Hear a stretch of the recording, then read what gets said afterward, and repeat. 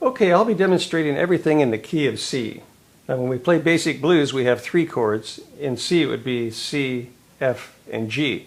So whatever figure we use on the C, we're going to have to transpose up to the F and G as well. But I'm just going to demonstrate everything in the key of C.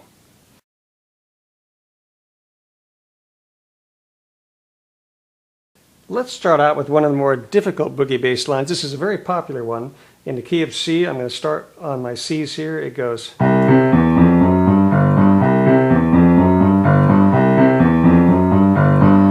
Going very slowly, I'll show you. I start with my hand playing the octave here, the little finger and the thumb. And then my 4th finger is ready to go. It's in place just the way the hand sits here. The 4th finger is going to play the E, then the 3rd finger the F, index finger the F sharp, the G hits here and rocks.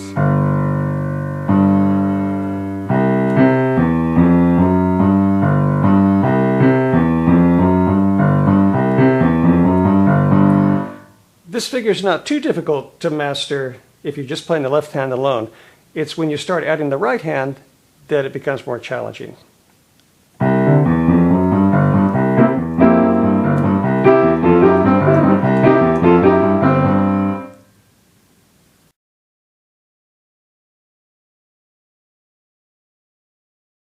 This next figure I would categorize as a medium difficult line to learn. It's a very popular figure. It sounds like this.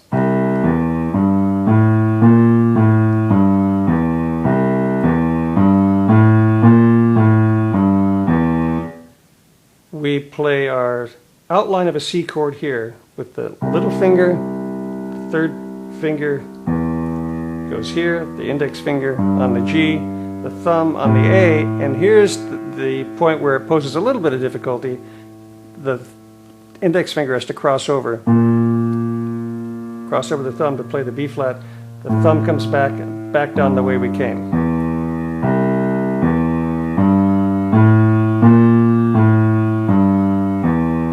The line's not too hard to play if you're just playing chords in the right hand, and you can play something like this.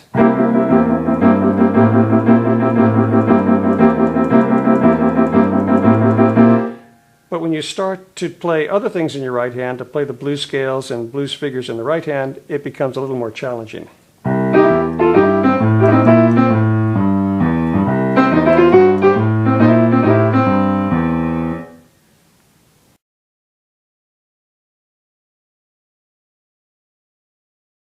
We can step it up in difficulty by giving it a shuffle feel, and it sounds like this.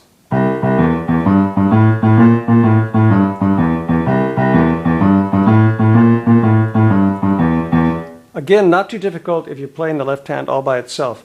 And if you play just chords in the right hand, it's not going to be too hard either.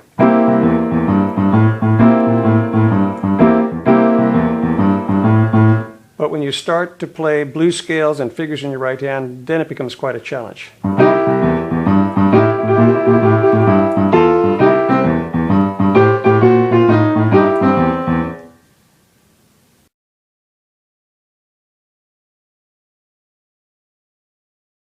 Here's another variation on that same line. It becomes one of the most difficult left-hand patterns to sustain while the right hand is improvising. Alone, it sounds like this.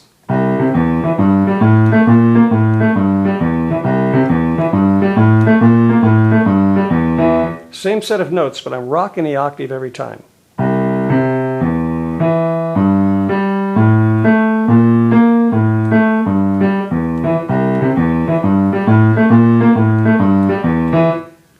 Not too hard by itself, but when you start to add the right hand, it gets a little bit difficult. Again, if you're just playing chords, it's not too hard.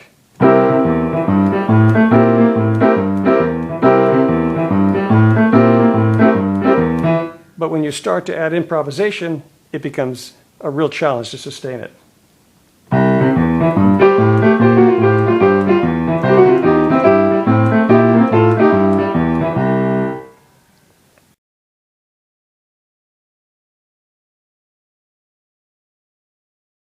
This next line I would put into the medium difficulty range. It's a lot of fun and a very popular line. I'm going to play it as a shuffle first. It goes like this.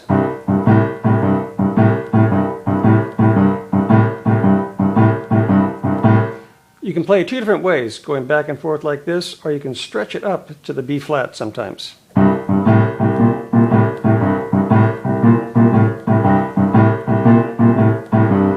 Looking at this very slowly, it's the outline of a C chord leaving out the middle note. So it's C and G, then holding the C down, going up to the A, back to the G.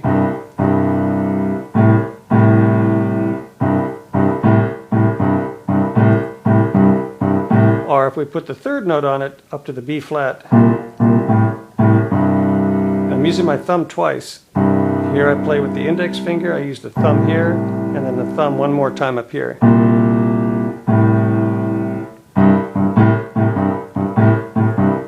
And once you get the hang of it, it's not too difficult to put a right hand to.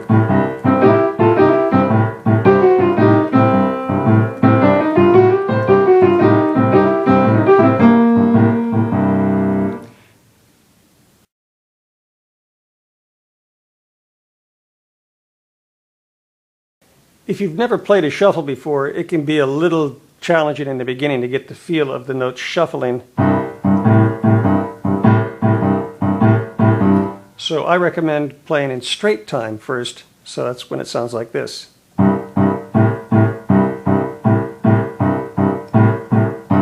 Just so you can learn it that way. And you can add a right hand to this also that fits very nicely. The first two hits we're going to play this C and G, and in the right hand we'll play a full C chord. And then when it expands up to the C and A, here we're going to play an F chord. And then back down to the C chord. So it sounds like this.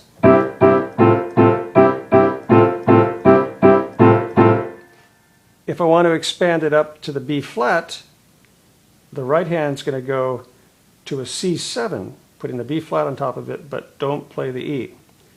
So here's where it is when it expands out the most. When it goes back to the F, we have an F chord in the right hand and just the C and A down here, and then it goes back here to the C. So it's a C chord, an F chord, and this time when we go to the C7, we don't play the E in the middle. Back down to the F.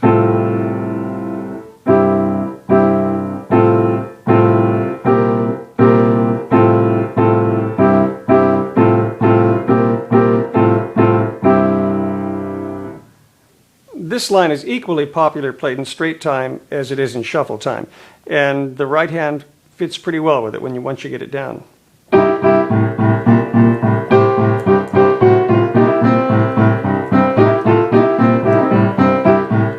Well, listen everybody, especially you girls, is a right and left alone. And in shuffle time you hear it in songs like this. Well, I'm going to Kansas City, here I come.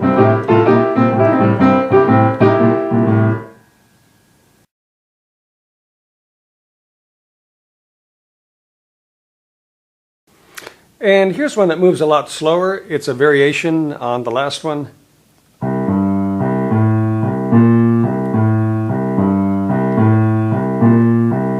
We've got the same notes coming up in the same way, but this time we're rocking them back and forth. And not too hard to add the chords to. Or improvise.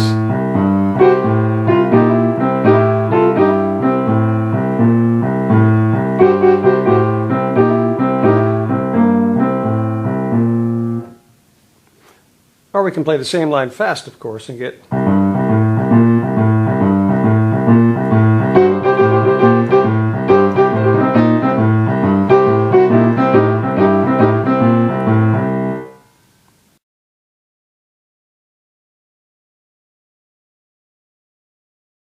Here's a fun one that's kind of challenging.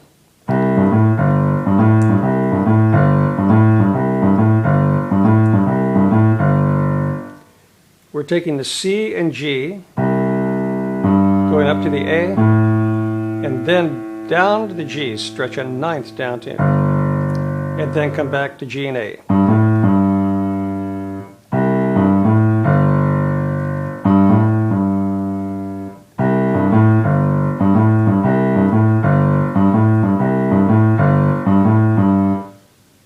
And if we had a right hand,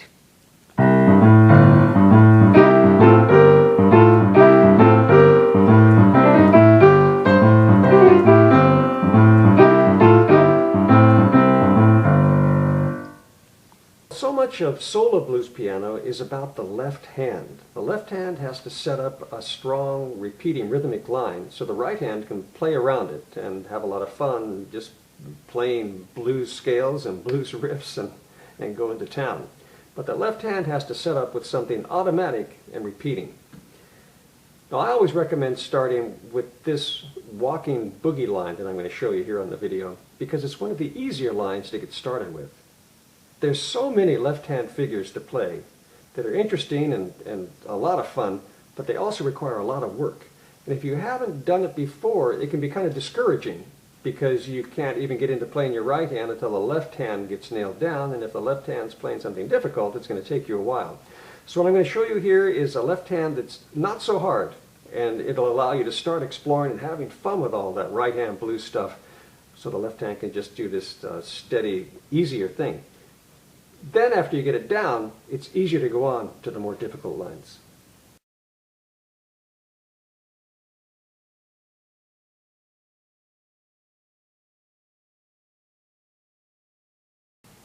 We take the outline of a C chord in our left hand.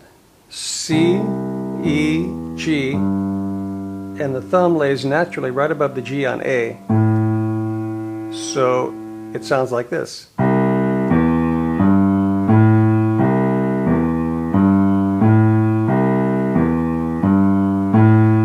It's very similar to the other line we looked at earlier where we cross over and put the B flat on.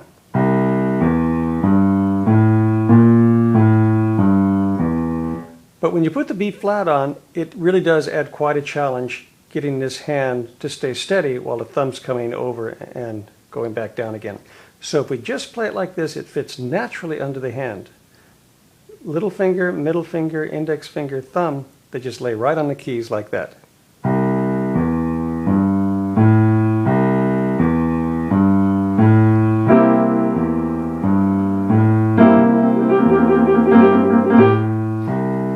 This line lets you be more free with the right hand because it's not too challenging but very steady.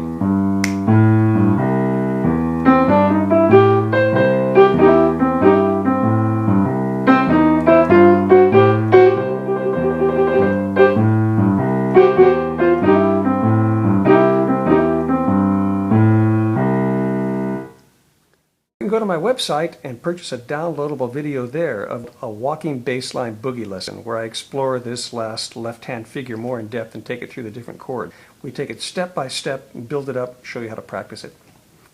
Well, that wraps up our tour of boogie lines for the day. I hope you enjoyed it.